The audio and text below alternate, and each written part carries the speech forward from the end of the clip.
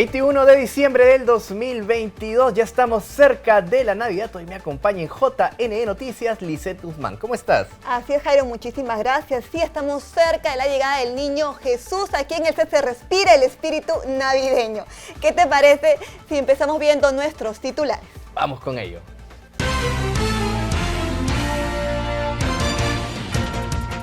Jurado Nacional de Elecciones señala que pedido de cesar autoridades electorales es inconstitucional.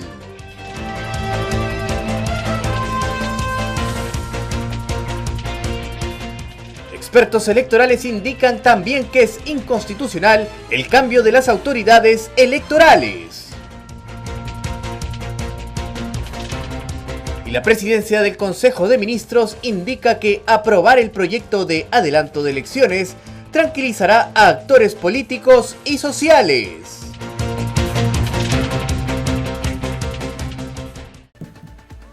Y tenemos un comunicado del Pleno del Jurado Nacional de Elecciones, el cual señala que el vocero de una organización política ha puesto ante la Comisión de Constitución del Parlamento como parte indispensable de las decisiones para adelantar las elecciones que las autoridades electorales, vale decir Jurado Nacional de Elecciones, OMPE y RENIEC, deben ser cesadas. Como se conoce por todos constitucionalmente, las autoridades electorales no las designa el Parlamento y su autonomía se encuentra reconocida por la Constitución peruana. Así, el presidente del Jurado Nacional de Elecciones y los miembros del Pleno son elegidos conforme a los incisos 1, 2, 3, 4 y 5 del artículo 179. Los jefes de la OMPE, RENIEC y del Jurado Nacional de Elecciones son organismos autónomos, según el artículo 182 y 183. Cabe recordar también que por mandato de la Corte Interamericana de Derechos Humanos, el sistema electoral se haya protegido respecto de las injerencias de todo tipo, en especial de orden político. Cabe resaltar también, y se señala en el comunicado, que aquella pretensión implica que el Congreso haga injerencia indebida en la autonomía de los organismos electorales y afecte su funcionamiento, lo que constituye un grave atentado contra la administración y la justicia electoral en el Perú. Una intervención ilegal en el sistema electoral mediante una ley con nombre propio es además notoriamente inconstitucional. Así que ya saben, lo que también señala en este comunicado es que en consecuencia este intento de comprometer al Congreso en un acto abiertamente inconstitucional que podría ser retomado bajo el argumento de incorporación de reformas constitucionales u otra fórmula en los días posteriores, entendemos no puede ni debe ser aceptado. Así es, y continuando con la información, les comentamos que expertos electorales indicaron que la propuesta de salida de los representantes del sistema electoral es inconstitucional. Tras el pedido de integrantes de Renovación Popular sobre el cambio de todas las autoridades electorales en el adelanto de elecciones, expertos comiciales señalan que dicha solicitud es inconstitucional. Aprovechan como para colocar parte del dictamen, algo además que es inconstitucional. En una situación de crisis no es tan difícil, creo, elegir en el Poder Judicial porque son pocos, pero jefe de OMPE y jefe de RENIEC requieren un proceso de convocatoria y realización de concurso público de meses. En este contexto, Fernando Tuesta Soldevilla, politólogo de la PUC, aseguró que este grupo parlamentario estaría insistiendo en la narrativa de fraude electoral que nunca existió. Por su parte, el experto electoral Jorge Jáuregui también coincidió con Tuesta respecto a la inconstitucionalidad de dicho pedido y refirió que la ciudadanía debe estar atenta a las acciones del Parlamento. Que la ciudadanía debe estar atenta para la protección del régimen democrático, garantizar que el Jurado Nacional de Elecciones y la Oficina Nacional de Procesos Electorales mantengan autonomía respecto de la injerencia irregular que el Parlamento pretende tener en las elecciones.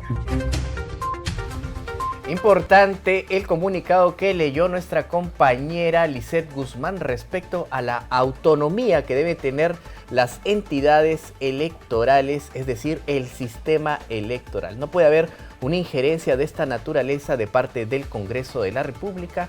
Y en este contexto es importante saber que expertos electorales también están de acuerdo en ello. De otro lado, el premier, el nuevo PCM, el señor Alberto Otárola, señaló que aprobar el proyecto de adelanto de las elecciones tranquilizará a los actores políticos y sociales. Veamos. El gobierno constitucional presidido por la presidenta de la República, Dina Boluarte, lo repito, presentó en el día 1 un proyecto de ley de adelanto de elecciones y exactamente ese proyecto o esa fórmula legal la que ha aprobado el Congreso, y estamos seguros que merecerá una segunda votación para darle tranquilidad a los actores políticos y sociales y dejar que cada órgano constitucionalmente autónomo haga su trabajo. En segundo lugar, vamos a iniciar un amplio proceso de diálogo y concertación nacional. Creemos que hemos atravesado por una semana crítica, llena de problemas para el orden público, que ha generado sensibles muertes de compatriotas, más de 300 policías heridos y una situación de afectación a la infraestructura pública y privada en el país.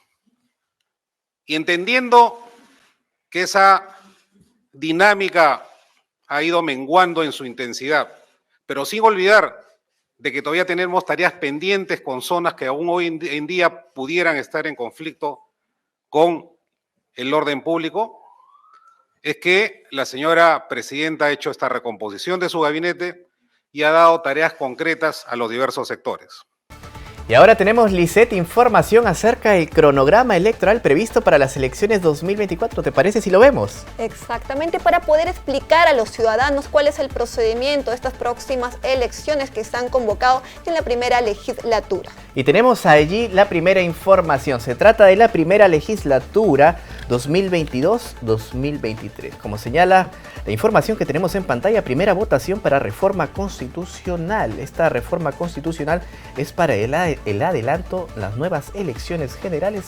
Reformas constitucionales que mejoran el principio de representatividad están previstas para diciembre 2022.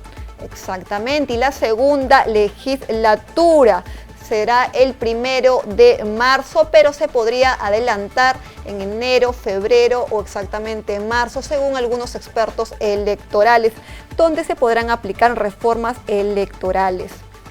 Y justamente tenemos otra información para abril del 2023. A ver, por favor, si aparece en pantalla, está allí. Intangibilidad vigente de la legislación electoral y el cierre del padrón electoral para las nuevas elecciones generales. Se trata ya del proceso electoral, como señala en la parte morada, en abril 23 del 2023, obviamente, 365 días antes. Y una vez, Jairo, que ya se haya reafirmado estas elecciones para el 2024, exactamente abril de ese año, por el Congreso de la República, es que se van a convocar a nuevas elecciones. Efectivamente, el julio del 2023, son 270 días antes que se tendrían que convocar estas elecciones. Y tal como lo ha previsto, pues finalmente el Ejecutivo para abril del 2024, como aparece en pantalla, a ver por favor si me ayudan, la jornada electoral, ¿no? Es decir, en abril del 2024 es donde se va a realizar el proceso de elecciones, tal como lo ha establecido en esta primera votación, Lisette, el Congreso de la República. Exactamente, con 93 votos a favor, 30 en contra y una abstención. Este sería, Lisette, el cronograma del adelanto de elecciones 2024 que está previsto justamente en este contexto electoral. Y nos vamos hasta el centro de Lima porque tenemos a nuestra compañera Carolina Díaz, quien nos trae información acerca de un evento en el que está participando el presidente del Jurado Nacional de Elecciones. Se ha reunido con la Comisión Interamericana de Derechos Humanos. Veamos. Nos encontramos en el Ministerio de Relaciones Exteriores, en donde llegó la Comisión Interamericana de Derechos Humanos, que llegó hace unos días al país, pero esta vez para reunirse con los titulares de los organismos electorales. El presidente del Jurado Nacional de Elecciones, Jorge Luis Salas Arenas, también llegó el jefe de la OMP, el señor Piero Corbeto, y de la misma forma la jefa del RENIEC, Carmen Velarde. En esta reunión se realizó para poder dialogar, ¿no?, sobre la situación actual de crisis que vive el país. Los titulares de los organismos electorales han dado a conocer el sistema electoral, cómo se conforma, a su vez también el cronograma posible en cuanto a meses de un posible adelanto de elecciones, luego que ya el Congreso aprobara en primera legislatura este adelanto para abril del 2024. No es la información que ellos han brindado ante esta Comisión Interamericana de Derechos Humanos, que está liderado además por María Claudia Pulido, quien es la secretaria adjunta ejecutiva de Monitoreo, Promoción y Cooperación Técnica, quien ha estado en esta reunión, y podemos ver también en las imágenes para que puedan conocer y dialogar sobre todo, ¿no? Previamente ellos también han estado en el Congreso de la República, han conversado con la Defensoría, con distintas autoridades de este país para poder tener más adelante una conclusión de lo que está sucediendo en el Perú. Pero para más información también el presidente del Jurado Nacional de Elecciones, Jorge Luis Salas Arenas, conversó sobre este tema y también sobre el proyecto que ha sido aprobado del adelanto de elecciones para abril del 2024. Escuchemos. Bueno, conclusiones en realidad no se han adoptado, ¿no?, ni acuerdos. Han preguntado sobre los temas que interesan a la Comisión Interamericana de Derechos Humanos, sobre la coyuntura actual en cuanto tiene que ver con los organismos electorales. Y sobre eso hemos expuesto y se nos ha preguntado y hemos absuelto las preguntas que se nos han hecho. Y esa ha sido la dinámica de la reunión, que ha sido muy útil y la hemos acompañado desde luego de documentos de sustento de nuestros puntos de vista. Correcto. Básicamente, entonces se les ha informado, ¿no?, que es lo que ha venido la comisión a reunirse con distintas autoridades del país. También la importancia de que conozca también el sistema electoral, ¿no? Es así, efectivamente, porque nuestro sistema electoral tiene 3 componentes, cosa que no es muy frecuente en América, ¿no?, y cada quien con sus propias responsabilidades. Entonces se han enterado de cuáles son las dificultades que afrontamos y cuáles son las necesidades que tenemos. Y que también se da en el contexto en este momento del país. Bien, por otro lado, también el Congreso de la República aprobó en la última sesión del Pleno el adelanto de elecciones, este proyecto de adelanto de elecciones en primera legislatura, ¿no? ¿Qué tenemos sobre esto? ¿Qué información tenemos? ¿Qué es lo que sigue, ¿no?, para que los ciudadanos puedan conocer también? Muy interesante pregunta, y sirve para aclarar que los organismos electorales, y dentro de ellos el Jurado Nacional de Elecciones, dijo con absoluta claridad que un cronograma con elecciones primarias, no internas, con elecciones primarias que por primera vez tenían que realizarse en el Perú y se deben realizar para hacer la diferencia con los otros tipos de elección pasadas, terminaría con la primera vuelta electoral en abril del 2024 y con las elecciones terminadas para tomar los cargos en julio del 2024, ¿no? Nosotros presentamos ante el Congreso un cronograma no con fechas, sino con meses que precisamente coinciden con el cronograma presentado por el Poder Ejecutivo, porque ellos han tomado el cronograma sobre la base de la ley y nosotros nos hemos remitido a la ley. Al acudir al Congreso hablamos sobre la posibilidad del adelanto de las elecciones, tomando en cuenta esos lapsos de la ley con la finalidad de cumplir con las elecciones primarias. Ayer presentamos un cronograma recortado sin elecciones primarias para poder cumplir con la expectativa social de realizar las elecciones a diciembre del año 2023. De modo que no hay contradicción alguna. Hasta el 2024 con primarias y sin primarias hasta el 2023 en un cronograma apretado desde luego, pero sí con la finalidad de sembrar los caminos, de abrir las puertas para conseguir la paz y evitar el desangramiento en el país. Y también este proyecto, recordemos que aún falta que sea debatido en una segunda legislatura. No es importante para que los ciudadanos también conozcan qué es lo que sigue y que está en manos finalmente del Congreso, ¿no? Es así, finalmente el Congreso es el que va a señalar cuándo terminará el adelantamiento, es decir, hasta dónde culminarán las autoridades actualmente en ejercicio sus funciones como presidenta y congresistas. Finalmente, el último comunicado que emitió el Jurado Nacional de Elecciones, el Pleno del JN, firmado por los 5 miembros, detalló también que recordó, ¿no?, la autonomía del Jurado Nacional de Elecciones, que está reconocido por ley. ¿Qué podemos...? Sí, a ver, los órganos electorales en las democracias están arropados o protegidos contra las injerencias políticas, porque los órganos electorales están destinados a realizar elecciones libres y transparentes como la que nosotros hemos tenido, no solo las generales, sino las regionales y municipales, para los recambios pertinentes periódicos de autoridades elegibles. No corresponde, por tanto, que se someta a los miembros de los órganos electorales, de los organismos autónomos electorales, Jurado Nacional de Elecciones, OMPI y RENIEC, a ningún tipo de amenaza o adelanto de sus funciones o cese de sus funciones, que son actos políticos que la Constitución no permite y que tampoco lo permiten los tratados internacionales que protegen la democracia. Eso también hemos señalado ahora en la reunión que hemos tenido con la Comisión Interamericana, con los técnicos de la Comisión Interamericana, para que se tenga en cuenta que en el Perú los organismos electorales se encuentran amenazados con el planteamiento que se ha realizado. Correcto, bien, muchas gracias por sus respuestas. Es la información que tenemos nosotros tras la reunión de la visita de la Comisión de Derechos Humanos que ha llegado al Perú y está reuniéndose con distintas autoridades. Muchas gracias, presidente. Solo decir al final que la colectividad tiene que tener la tranquilidad y la certeza de que el Jurado Nacional de Elecciones va a seguir desarrollando sus funciones con absoluta independencia para respetar, como lo ha hecho siempre, la voluntad ciudadana de manera escrupulosa. Muchas gracias. Listo, muchas gracias.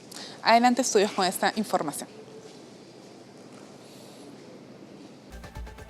Bien, en este contexto les comentamos que la Oficina Nacional de Procesos Electorales realizó el abono para los que fueron miembros de mesa. Tenemos ya la información en pantalla. Señala lo siguiente: miembro de mesa, en exclamación, ya realizamos el abono de la compensación de 120 soles para quienes registraron sus datos en nuestra plataforma. Si no registraste tus datos o en caso no hayas recibido tu abono, puedes cobrarlo de manera presencial en el Banco de la Nación. Es importante recordar que en este contexto fueron 3 los miembros de mesa de cada mesa de sufragio quienes participaron en este segundo momento, ¿no? El 4 de diciembre, que fue la segunda vuelta regional en 9 territorios de nuestro país. 3 miembros de mesa por cada mesa de sufragio. Ellos son los que pueden cobrar la compensación económica, el abono que da la Oficina Nacional de Procesos Electorales, la suma de 120 soles.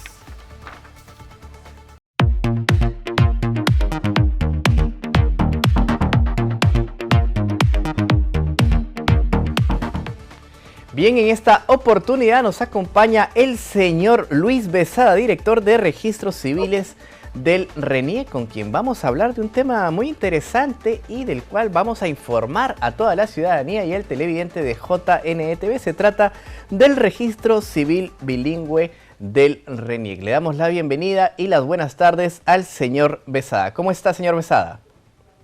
Buenas tardes y gusto saludarle, a sus órdenes. Gracias por estar presente en esta entrevista. El RENIEC tiene diversos servicios, entre ellos el que acabo de mencionar, que tiene que ver con el registro civil bilingüe. ¿En qué consiste este servicio? De manera clara, ¿no? Para que el ciudadano de a pie pueda entenderlo, para que el televidente de JNTV se quede con una idea clara. En el Perú, estamos acostumbrados a pensar que todos hablan castellano. Los servicios públicos se diseñan en castellano, se distribuyen y brindan en castellano, y esperamos que todos nosotros los entendamos. Pero resulta que no todos hablan castellano o lo entienden en el Perú. Tenemos 48 lenguas indígenas originarias que son habladas por lo menos por 5 millones de peruanos y peruanas.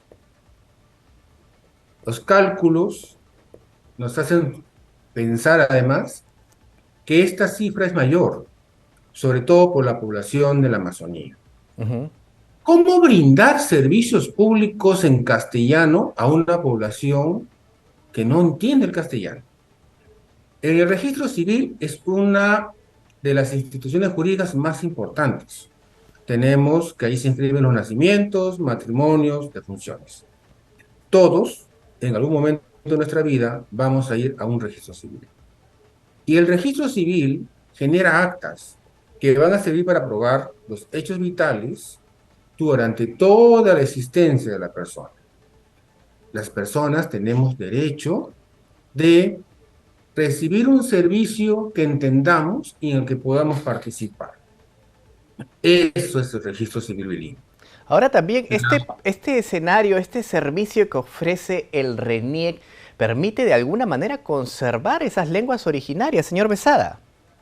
Claro, cuando nosotros nos preguntamos por qué cada vez hay una menor cantidad de hablantes de una lengua indígena u originaria, una de las razones es porque no tienen uso, dice, porque el Estado no brinda, digamos, la atención en su lengua y prefieren hablar o aprender castellano.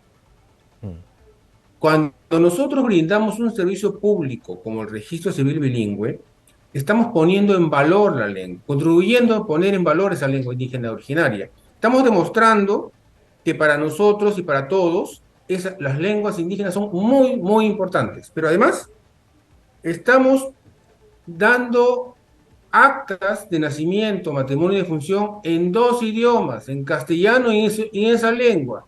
Y esa lengua va a prevalecer en las actas toda la vida. ¿Y este servicio se ofrece a nivel nacional o está sectorizado en lugares en donde las personas evidentemente hablan 2 tipos de lenguas, ¿no? Es decir, castellano y podrían hablar quechua, aymara? A ver, primero para precisar algo. Son 48 lenguas indígenas originarias. De ellas, 4 son andinas. El quechua, que además tiene muchas variantes, el aymara, el cauqui y el jacaru. El cauqui y el jacaru se hablan en el departamento de Lima. En el resto del país tenemos 44 lenguas amazónicas. La más importante de la mayor cantidad de personas que la hablan es de la chánica, pero ahí tenemos también lenguas como el aguajún, el guampís, ¿no es cierto?, el chagüe, entre muchas otras más. Entonces, el registro civil bilingüe lo que hace es, a partir de un modelo de gestión intercultural, permitir transversalmente que la persona, durante todo el proceso, pueda utilizar su lengua, desde la solicitud hasta la generación del acta y las copias certificadas. ¿Y esto qué hace? Que las personas utilicen su lengua con igual valor que el castellano. Y se presta en todo el país. Según el mapa etnolingüístico vigente, en las zonas en donde una lengua es predominante, su uso es oficial. Por tanto, nosotros tenemos, detrás mío tenemos el mapa etnolingüístico ajustado a las oficinas regionales registrales RENIEC, ¿no es cierto?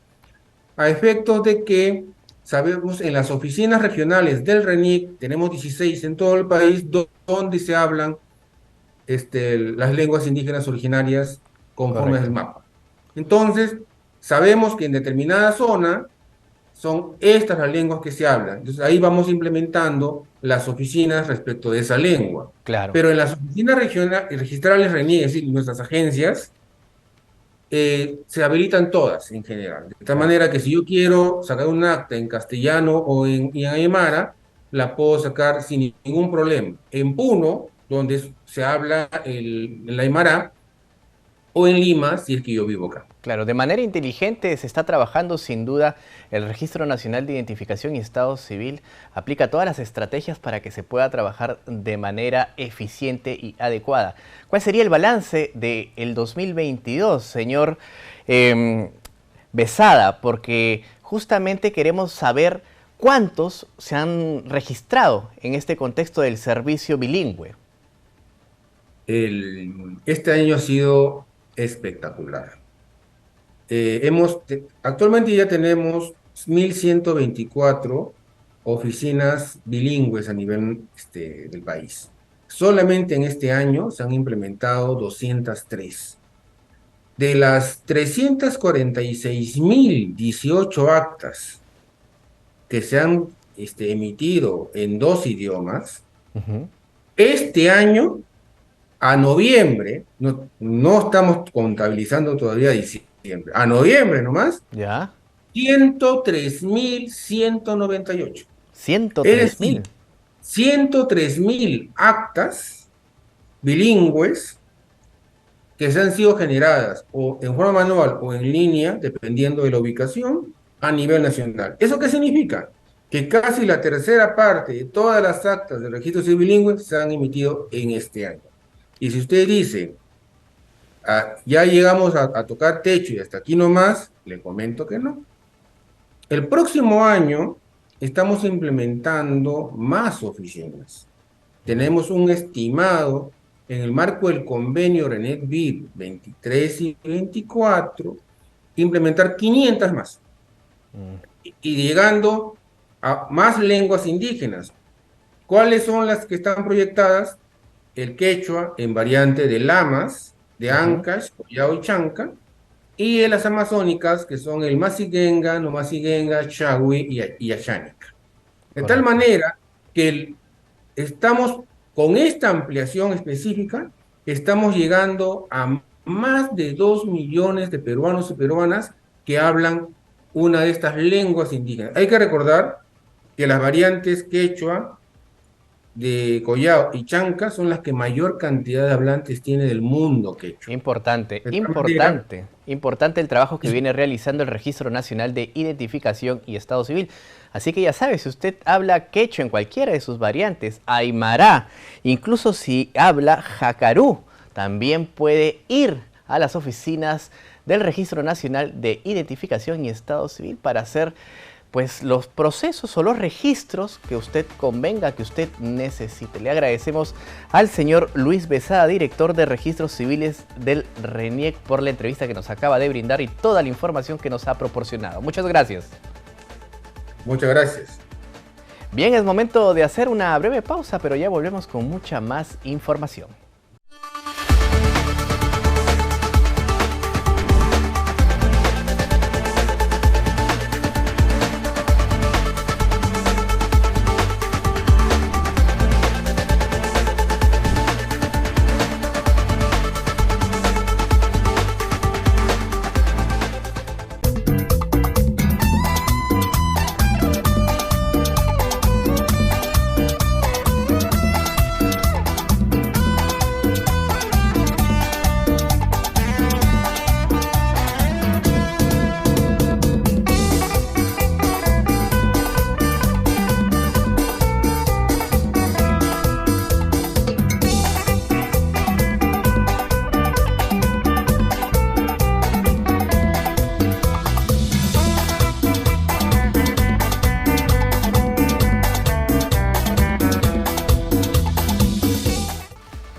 El historiador José Carlos Agüero indicó en una entrevista para JNE Noticias que el diagnóstico de las protestas y marchas es que los políticos comparten una profunda insensibilidad.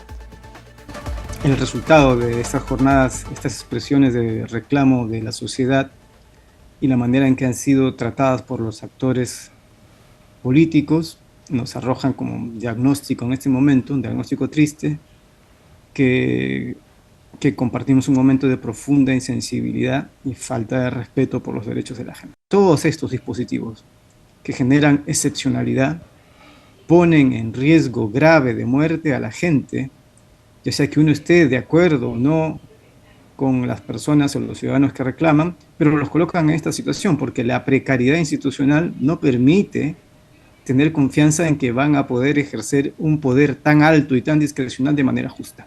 Creo que se han trastocado un poco las prioridades, ¿no? Y nos importa más algo así como la ideología que está detrás en el escenario, que está puesta en el escenario, o el valor de los edificios, y no la vida de la muerte, que es un intangible que no se podrá recuperar. Entonces sí, es lamentable lo que ocurre, pero creo que debe actuarse haciendo política. Para eso es que tenemos teóricamente autoridades, y para hacer política pues hay que tomar el toro por las astas, como se dice. Y los familiares del expresidente Pedro Castillo recibieron asilo político en México. En la siguiente nota todos los detalles. La esposa del exmandatario Pedro Castillo, Lilia Paredes, así como sus dos hijos, ya se encuentran desde la madrugada del martes en Ciudad de México, luego de que este país decidiera recibirlos y aceptar una solicitud de asilo político. Así lo informó la Cancillería mexicana. Marcelo Ebrard, canciller de México, sostuvo también vía Twitter que su país ha honrado su tradición de asilo y envió sus agradecimientos al embajador mexicano en Lima, Pablo Monroy. Previamente, cabe precisar, la Cancillería peruana emitió un comunicado donde informaba que declaraba a este funcionario persona non grata. Ebrard precisó también en una conferencia de prensa con el presidente Manuel López Obrador que el asilo a favor de los familiares de Castillo estuvo concedido desde el martes cuando arribaron a la Embajada de México. Cabe precisar también que Lilia Paredes afronta una investigación en Perú por pertenecer a una presunta organización criminal que habría liderado el destituido expresidente Pedro Castillo Terrones. Y el Colegio de Oficiales de la Marina Mercante del Perú y el Consejo Distrital de Participación Juvenil del Distrito de San Bartolo realizaron sus elecciones con asistencia técnica de la Oficina Nacional de Procesos Electorales. La jornada electoral se desarrolló desde las 10 de la mañana hasta las 4 de la tarde y fueron convocados a participar 156 oficiales, quienes eligieron a sus representantes ante la Junta Directiva para el periodo 2023-2024. Asimismo, los delegados de organizaciones juveniles de la sociedad civil de San Bartolo escogieron a 3 personas para el Consejo Distrital de Participación Juvenil, quienes cumplirán sus funciones en el periodo 2023-2024. Bien, y ahora es momento de nuestro bloque internacional.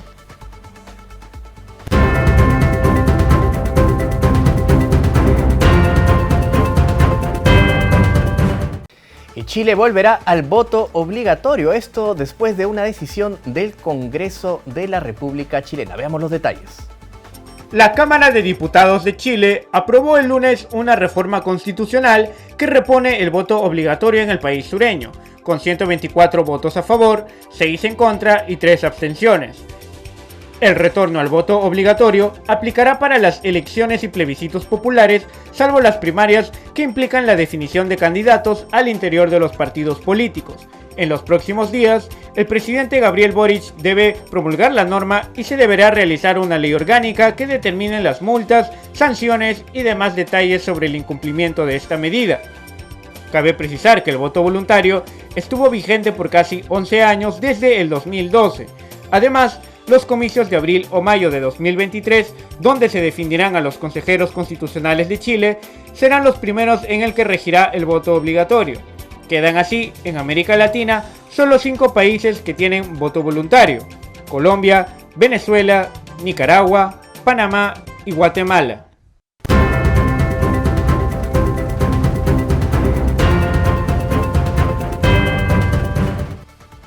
Y llegó la hora de despedirnos, Jairo. La buena noticia es que nos acercamos cada vez a la Navidad.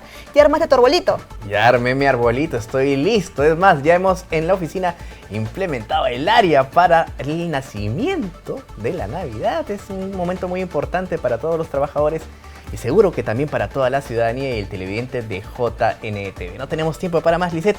Los dejamos con imágenes de Madre de Dios. Hasta mañana.